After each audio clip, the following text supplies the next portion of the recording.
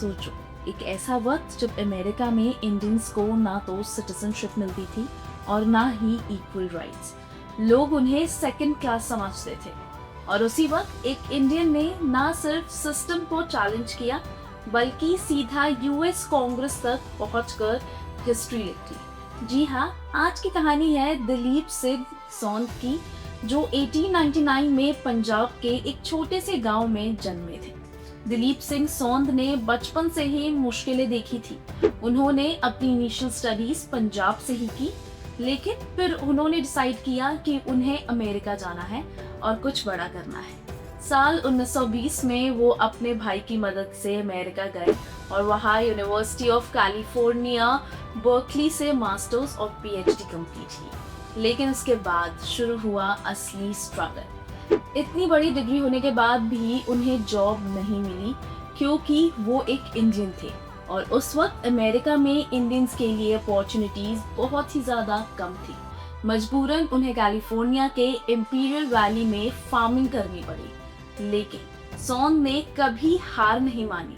इसी दौरान उन्होंने इंडियंस के राइट्स के लिए आवाज उठानी भी शुरू कर दी, क्योंकि उस वक्त इंडियंस को अमेरिका की सिटीजनशिप भी नहीं मिलती थी।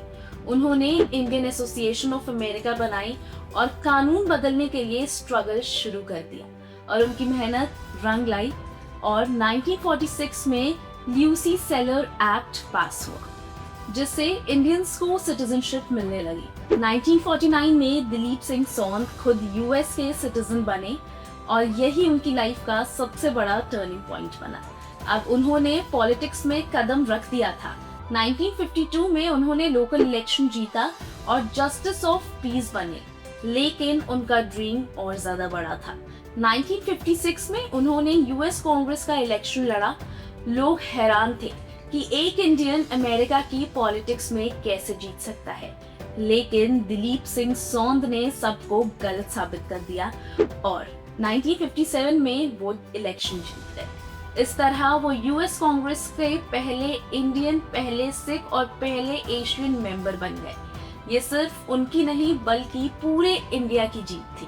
कांग्रेसमैन बनने के बाद उन्होंने ग्लोबल लेवल पर भी अपनी स्ट्रॉन्ग प्रेजेंस दिखाई। एशिया का टूर किया, इंडिया में जवाहरलाल नेहरू से मिले और इंडोनेशिया में प्रेसिडेंट सुकार्नो से भी बात की। उन्होंने यूएस फॉरेन पॉलिसी पर भी अपनी राय रखी और हमेशा इक्वालिटी और जस्टिस के लिए स्टैंड लिया।